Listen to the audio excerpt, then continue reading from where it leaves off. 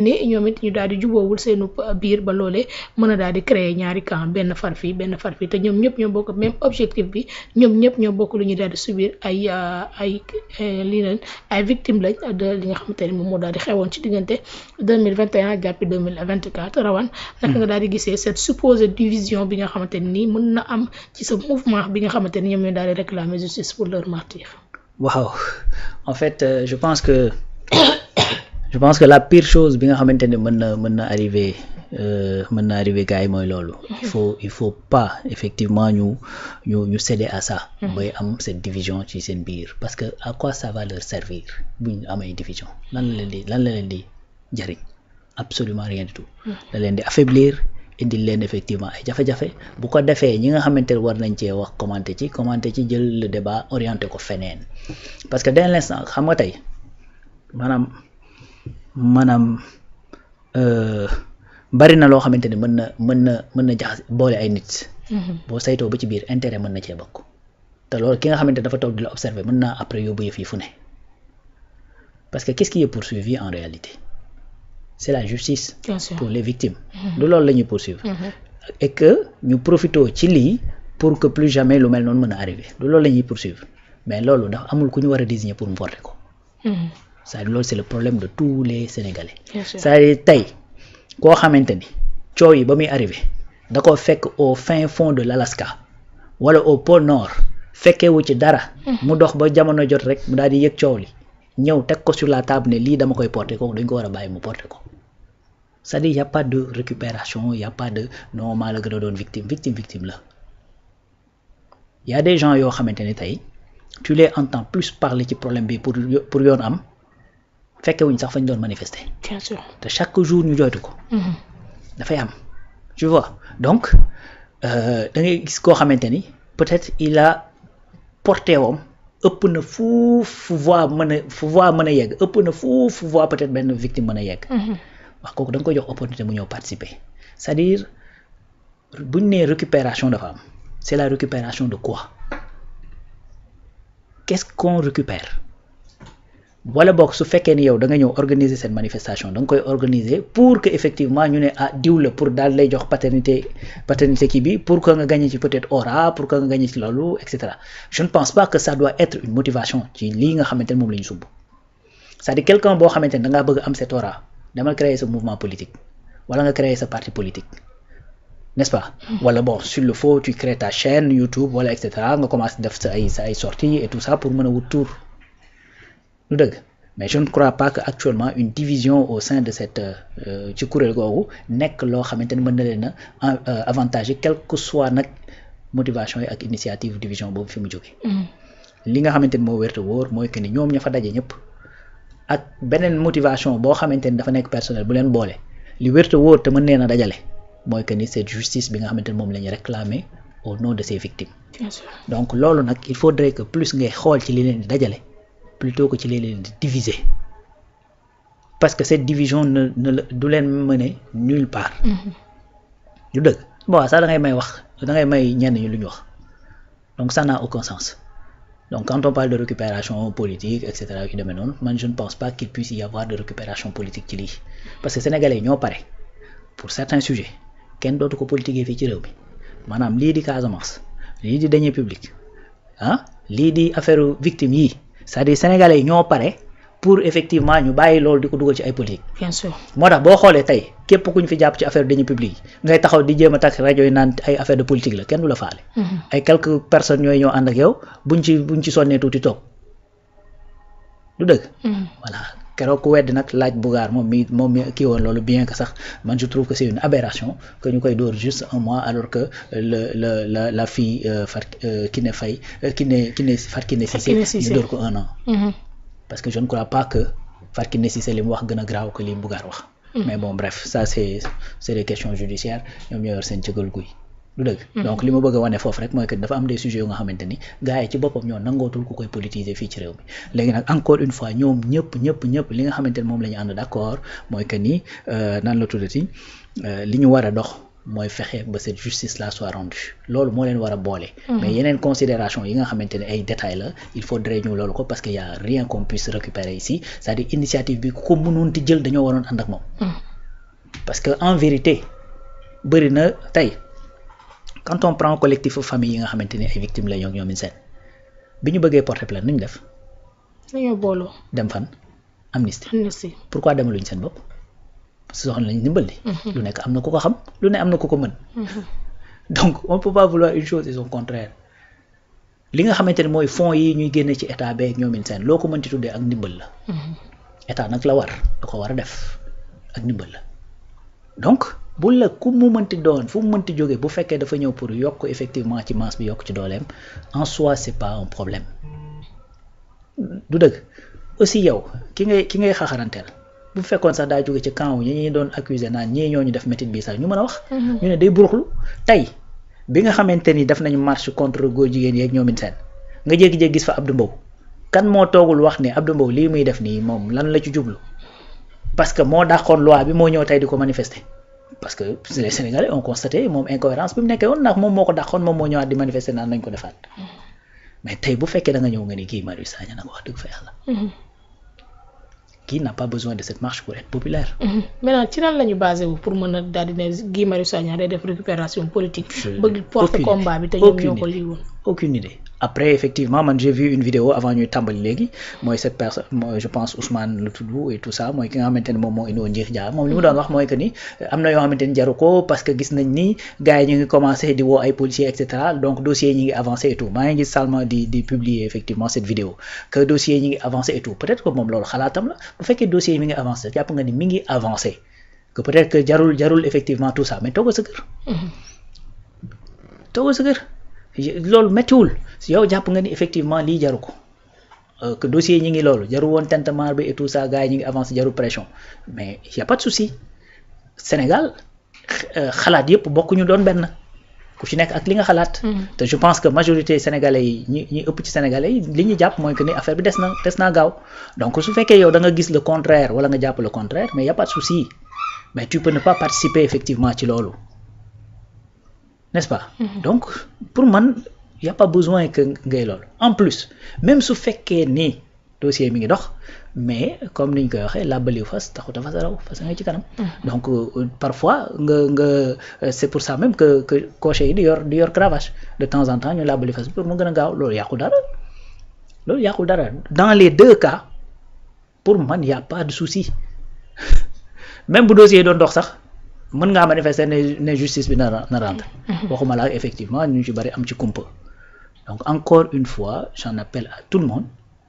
à la sérénité ñu xam ne fii effectivement y a rien qu'on puisse récupérer c'est-à-dire c'est un mouvement boo xamante ne ay sénégalais te y a pas que ay politique y a des gens yu nga xamante ne defuñu politique du tout y a des gens yu nga xamante ci ay médias lañ nekk mais ñëpp li leen boole mooy que ni il faut que cette justice là soit rendue il faut que ñii nii seen blessures yi ak ñi ñu tëj ay kaso ci loo xamante ni teguñu ko ci yoon ak ñi nga xamante ni tey dañ leen a faat que justice leur soit rendue loolu moom jàpp naa ne ñëpp ci bokk d'accord. bien sûr voilà il faudrait nag ñuy considérer tout simplement loolu di boole ñëpp plutôt que ces petits détails yi nga xamante ne moom mooy diviser les gens. Maintenant est-ce qu'il ne faudrait pas l'intervention du premier ministre Ousmane Sonko mu daal di intervenir ngir gën a mën a boole li nga xamante ne moom moo di sa mouvement balaa disparité di am seen biir. non je ne pense pas c'est-à-dire tey xam nga aussi dafa am loo xamante ne man souvent dama koy commencer di dégg. gars yi lu ñu wax rek ñu ne na ci premier ministre Ousmane Sonko dugal loxoom syndicat yi dañ nekk di grève ku yëngatu ñu ne premier ministre na ci dugal loxoom mais à la fin mais da nga koy surchargé di Ousmane Sonko benn bopp la ñaari loxo ñaari tànk ak lu mu xarañ xam na mënut a diviser wu. c'est-à-dire parfois ñi nga xamante ni ñoo ànd ak moom ñoo ko war a aider. bien sûr. ci yenn situation yi ils prennent toute la responsabilité et toute la mesure de li nga xamante ni moom la ñuy def. toujours di réfléchir en termes de lii kat buñ ci Ousmane fekkoon lu mu ñuy wax. man je pense que gars yi ñoo ko war a aider ci loolu c'est-à-dire mënul lu yëngatu ci dëkk bi Ousmane il faut que mu bouger génn taxaw pour que affaire yi daal di remettre à leur place loolu effectivement c'est une erreur et c'est quelque chose bu nga xamante ni ñi nga xamante ni ñoo bokk Pastef ñoo ko ci war a aider. en premier chef ñi nga xamante ni parce que ñoo bokk ak moom parti ñoo ko war a aider ci loolu de telle sorte que buñ dee teg yenn affaires yi danañ ko mën a régler. tey regarde ce qui s'est passé à la mairie de Dakar li coow li bari nii déggoo ci ba léegi Ousmane Sonko amul sax kuy jóg naan ko non moom moo kii ak yooyu c'est-à-dire da ngay magnifier cette nu ma koy tuddati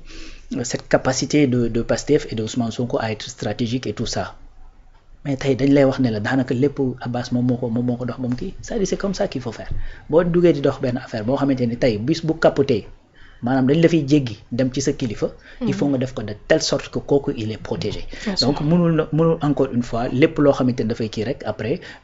il faudrait que Ousmane génn pour remettre les choses à leur place et cetera ak yu ni mel non aujourd'hui bëri na loo xamante ni tegu na ci ay ndoddam Ousmane bi nekkoon Pastef président Pastef di opposé wu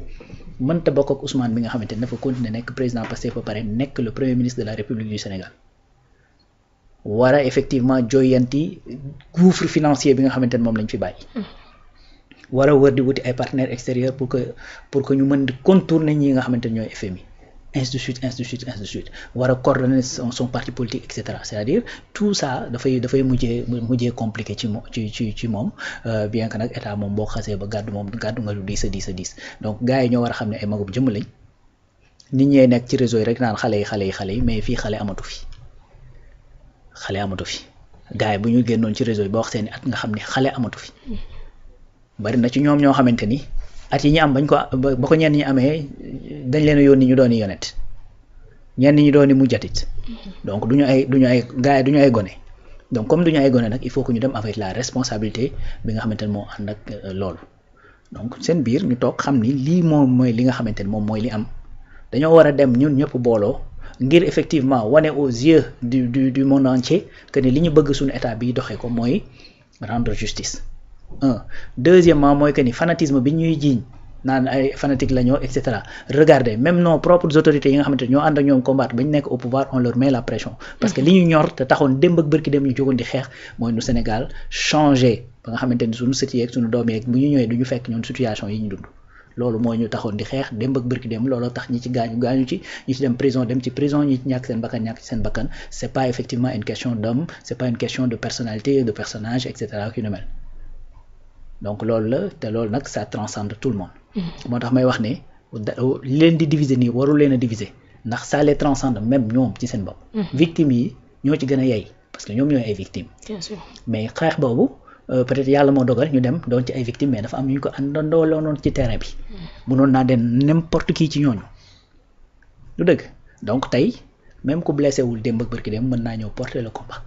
même koo xamante ni génnul woon xeex sax mën naa ñëw porter le combat l'essentiel c'est que à la fin de la journée qu'on sache que ni justice a été rendue. maintenant àndoon ñi nga xamante ne ñoom ñoo nekk les victimes àndoon les sénégalais lambda yi nga xamante ni bëgg nañ ko justice soit rendue est-ce que mën nañu gis la participation de la société civile ci boobee marche pacifique. waaw lii dañ cee waroon bokk société civile dafa waroon nekk ci biir ba tax ci rip te peut-être dina am ñu ci bokk parce que tey fi ñu doon defee conférence de presse bi. ci Amnesty International la woon donc Amnesty moom mi ngi ci biir quel que soit alpha parce que déjà plainte yu bari ñoo ko porté voilà li nga xamante ne tamit moom mooy indi parfois problème ak cassure bi nga xamante ne moom mooy am entre les Sénégalais ak ñi nga xamante ne ñoom ñooy société civile ba ñenn ñi sax di leen tuddee une société civile SI plus loin VIL donc loolu mooy problème bi en vérité parce que da ngay gis des fois des questions qui sont fondamentales des questions qui sont éminemment sociales loolu lañ ci dégg éminemment sociales et tu n'entends pas la société civile sociale comme société et tu n'entends pas la société civile c'est-à-dire cette question waroon nga gis au moins des gens de la société civile même buñ neewul danaa génn ñu tweeter encourager wax ne cette justice doit s'accélérer que lii dañ ko war a teg sur la table régler ko une bonne fois pour toutes ndax ëllëg a tax ainsi de suite te da nga ciy gis ci seeni biir ñoo xamante ne dañu daan sol seeni daal kat génn ci réew mi dem ci ay yeneen réewu jàmbur di wax effectivement dañuy prévenir yu mel nii ak di wax effectivement nan la ñuy régler ay conflits yu ni mel donc tey yu mel nii dafay xew ci sa biir réew ñu war ko régler am ay jeunes yu génn war a taxaw ngir effectivement lijjanti loolu ah ben duñ la ci dégg te suba bu ñu déggee quelqu'un boo xamante ne dañ ko téye ci yoo xamante ni waxuwul nga daal di jóg ne non au nom de la liberté d'expression waruñu ko téye et cetera donc ñenn ñi sax dem banaan non Doudou Coulibaly style am bi mu yor style journalistique la style boppam la et cetera ki demel voilà ce qui se passe effectivement au niveau de cette société civile malheureusement wala boog ñenn ci ñoom parce que également il faut rappeler souvent dañ naan société civile bi mais ñi nga xamante ne ñoom lañ ciy gis par exemple ñuy am yenn taxawaay yi boo leen wàññi woon duñ mat 10 te ëpp nañu loolu fukki junni yoon am na fii des organisations de la société civile yoo xamante ni ben liggéey yu am solo la ñuy def te sax kenn du leen xam parfois donc mi ngi noonu mais lii effectivement cette société civile dafa waroon taxaw ci seen wet ànd kook ñoom ngir effectivement yëf yi leer